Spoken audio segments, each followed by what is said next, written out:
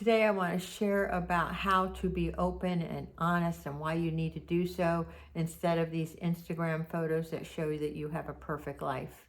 Welcome to Mornings with Patty. I'm reading from Journey to the Heart on October 24th. Share your heart with the world. Share willingly and openly and joyfully what you have seen and what you have learned. Don't tell people how you think you should have handled things, because that's shame. It teaches others how to feel ashamed too. And don't tell people how you wish you would have handled things. That's needless regret that we pass on to others. Share honestly and openly about yourself, the way you felt, the things you thought. Share how going through your experience changed you. Talk about your resistance, your pain, the imperfect way you did things, the way you handle things now. Sharing honestly and openly teaches people around us the most helpful truth, that the imperfect way we live our lives is right for us at the time.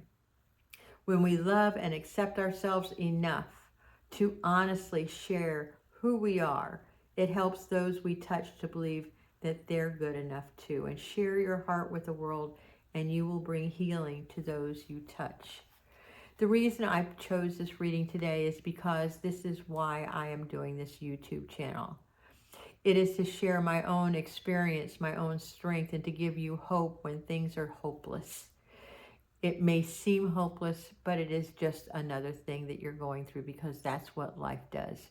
Over the last several years, as I scroll through social media, whether it's Twitter, whether it's Instagram, whether it's Facebook, what I discover is that people put on these perfect home life hacks.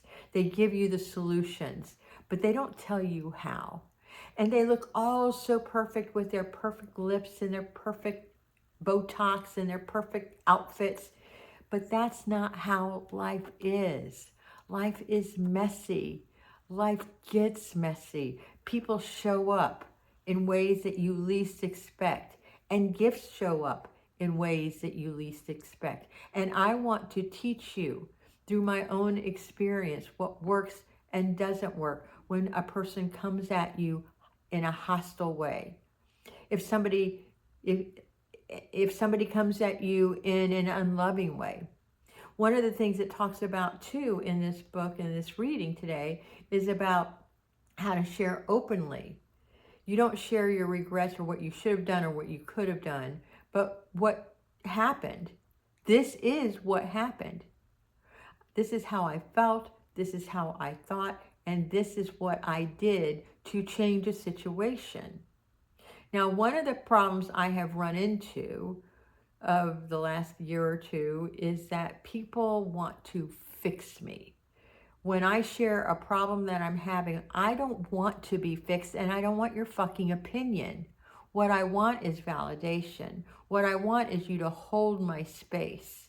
What I want is for you to reflect back to me my humanity and my goodness and that my confidence and that I've got this.